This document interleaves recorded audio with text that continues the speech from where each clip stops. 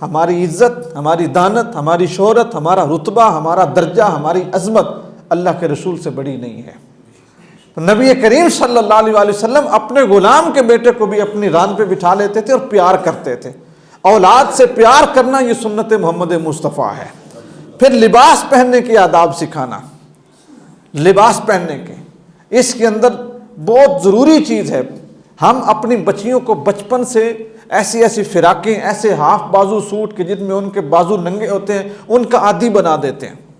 ان کو دوپٹے کا عادی نہیں بناتے، ان کو سکارف کا عادی نہیں بناتے، ان کو سکرٹ پہننے کا ہم عادی بنا دیتے ہیں، ان کو باریک کپڑے پہننے کا عادی بنا دیتے ہیں، ان کو ہاف بازو لباس پہننے کا عادی بنا دیتے ہیں۔ وہی بچیاں جو چیز ان کے ذہنوں پہ بچپن میں نقش ہوتی ہے، جب وہ بڑی ہوتی ہیں تو پھر وہ شریعت والا لباس نہیں پہنتی، پھر وہ پردہ نہیں کرتی۔ محبوب کریم صلی اللہ علیہ وسلم نے فرمایا اپنی اولاد کو لباس پہننے کے طریقے سکھاؤ۔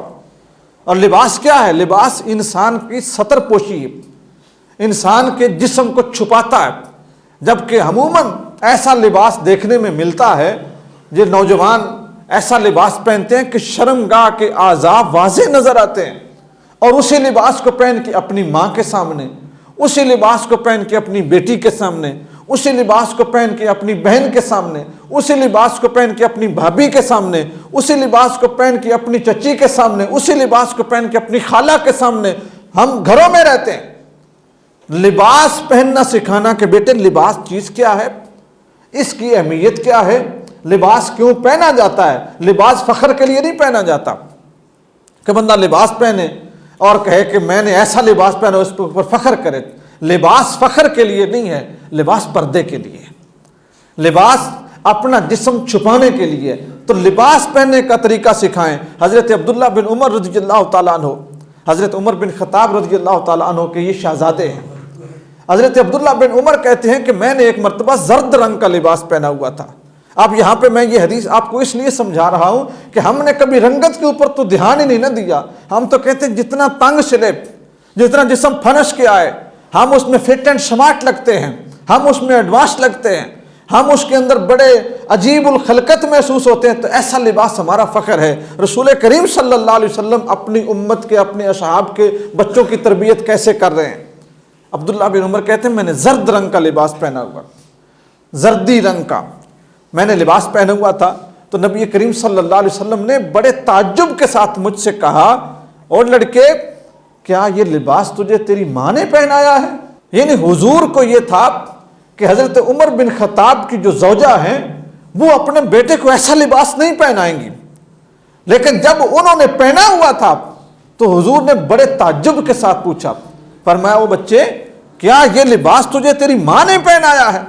عبداللہ بن عمر کہتے ہیں کہ میں پہچان گیا کہ رسول پاک صلی اللہ علیہ وآلہ وسلم کو اس لباس کی رنگت پسند نہیں آئی، تو میں نے عرض کی اللہ کے رسول میں اس کو دھو کے اس کا رنگ اتار دیتا ہوں، اس کو دھو کے اس کا رنگ اتار دیتا ہوں۔ میرے محبوب نے فرمایا نہیں، اس کا رنگ نہ اتارو، اس کو جلا دو، اس کا رنگ نہ اتارو، اس کو جلا دو۔ اور پھر محبوب کریم صلی اللہ علیہ وآلہ وسلم نے ایسا لباس پہننے سے ان کو سختی کے ساتھ منع فرمایا۔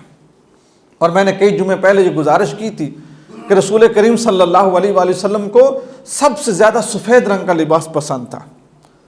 حضور نے زندگی کا اکثر حصہ سفید رنگ میں حضور نے پسند فرمایا، پہنا۔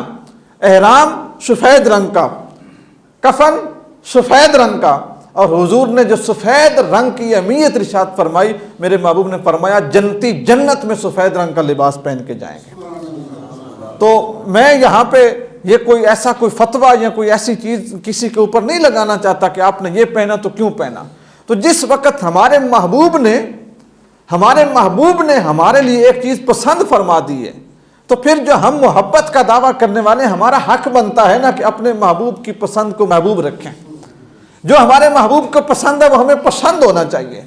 ہم نیلا پہن لیں، کالا پہن لیں، پیلا پہن لیں، ساوا پہن لیں، سرخ پہن لیں، تانے ڈھانپنا ہے نا، لیکن اگر کوئی ہمارے کی لباس کی میچنگ سیٹنگ اس کو دیکھ کے کوئی ہماری تعریف کر بھی دے تو کون سا کمال ہے، کون سی بڑی بات ہے، اس سے کیا آگیر ہو جائے گی۔